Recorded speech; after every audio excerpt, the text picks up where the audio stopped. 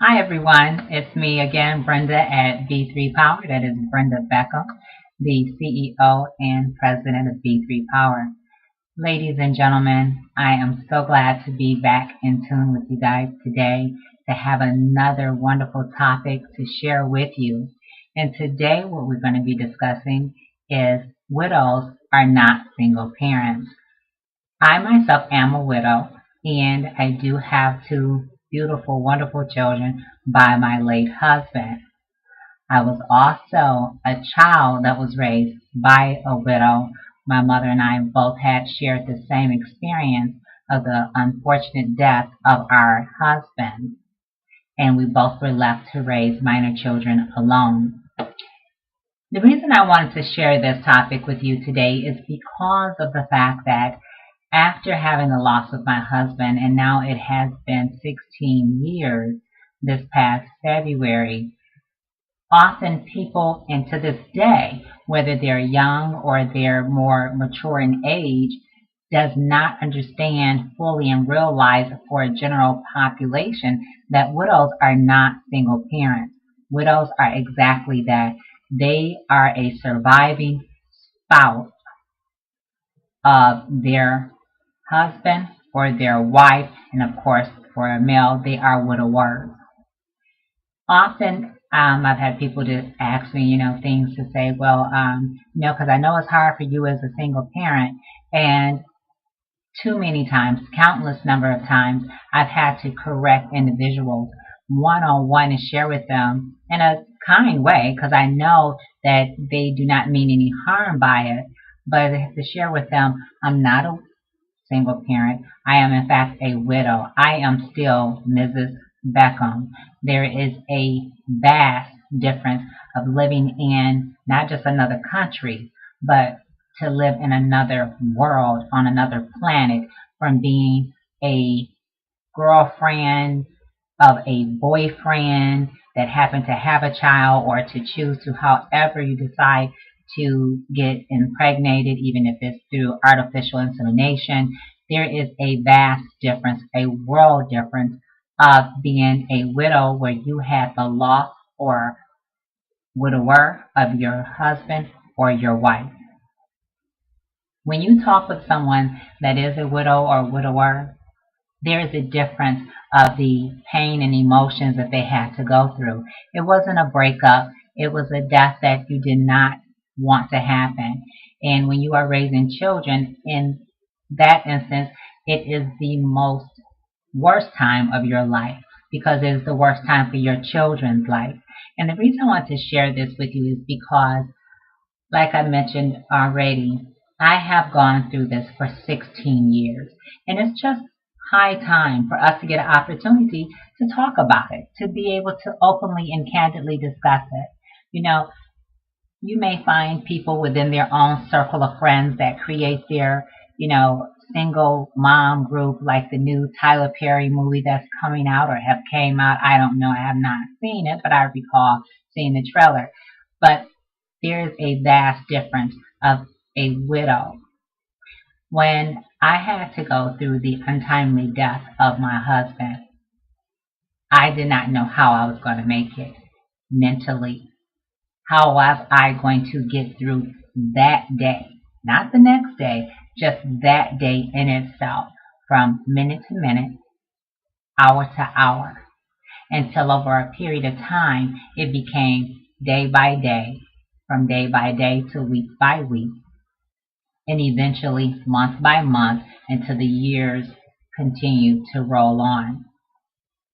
I've never been one to contact an editor for the newspaper from reading an article, but I'll tell you there's one time in my life I did, and it's only been once since, and I have not done it since that time. 2007. I'm sitting at my doctor's office just waiting to be called back next, and I decide, of course, to pick up a newspaper and take a look at it, read the article. The article was somewhere in the topic of single parenting for mom. So I thought I would read it. It was an interesting little family magazine, so I read it. I flipped to the next page, and there I find a widow discussing being a single parent. I was flabbergasted, absolutely flabbergasted. This was in 2007. At that time, I contacted the newspaper editor, and I did get a call back, and I was speaking to a young lady, and I had to verbally explain to her over the phone the circumstances that surrounds being a widow.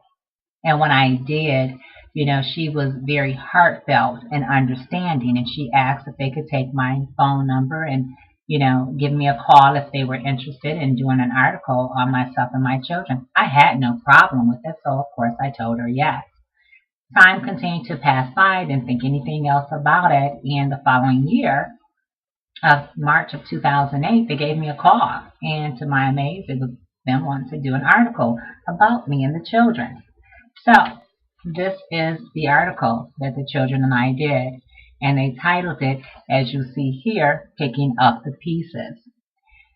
And that was fine, I enjoyed having an opportunity to share a word of wisdom to others of what it was in a very small way of explaining the article of what you have to deal with your pain and grief and going through the process of dealing with an unfortunate and untimely death. And during my introduction on a previous video, I did share that this would be one of the topics. It is honestly offensive, and I have to be honest with you and tell you the truth. To be called a single parent when it is something that is not by choice is offensive.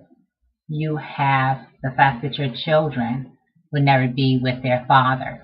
Your grandchildren would never get to know their grandfather.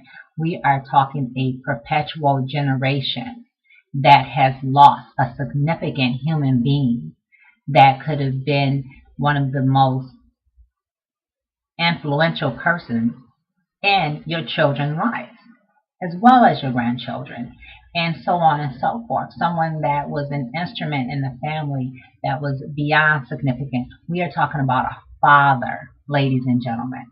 A father, and a man is very important in a children's life, as well as I said, grandchildren, great-grandchildren.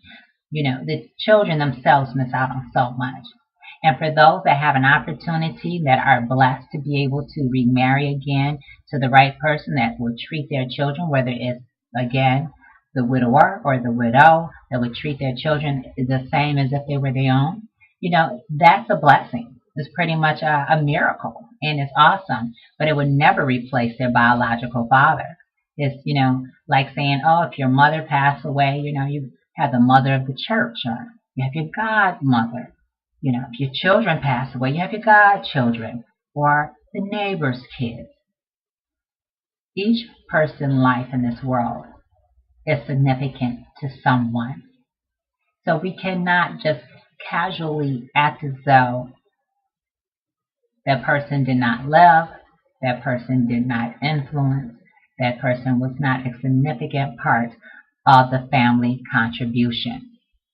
And with that being said, I just had to let you know that anytime you cross the path of any individual that is a widow or widower, please do not call them a single parent, because as we learn things in life and we know it is best for our own good, for our growth process, to be able to use that as a tool to go further in life. And it just helps us as an overall human being. Because, as I've told others, we've all had many boyfriends or girlfriends.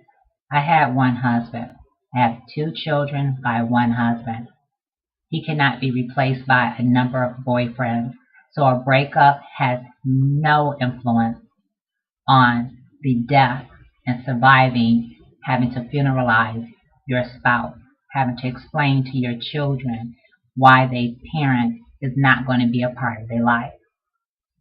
So I just wanted to share that with you. And again, as always, ladies and gentlemen, if you would like for me to be able to come and present to your group and your organizations, please feel free to subscribe to my YouTube and let me know. I would love to have an opportunity to come out and speak and share a word of wisdom with you. But we're going to end on that note today. And as always, I hope that you are enjoying your day today, because today is the day that the Lord has made. So we shall rejoice and be glad. Thank you for tuning in again, and I'll see you very soon the next time.